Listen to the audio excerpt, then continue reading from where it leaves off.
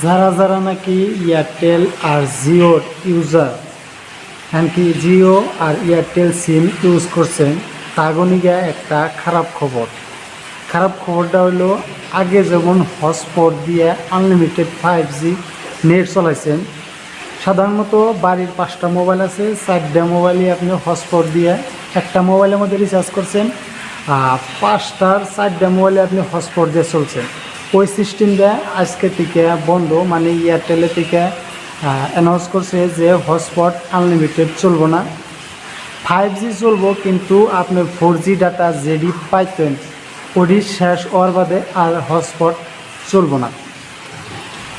তো এটা আসাল এয়ারটেলের পাবলিশ হওয়া নিউজ। আর জিওর কথা আমি কিনে করলাম, তাহলে এয়ারটেলে যেহেতু 5G হটস্পট আনলিমিটেড ক্যান্সেল করছে, বন্ধ করছে, কিন্তু জিওর কথাও সত্যাইছে, জিওটাও আগে বন্ধ হয়ে যাব।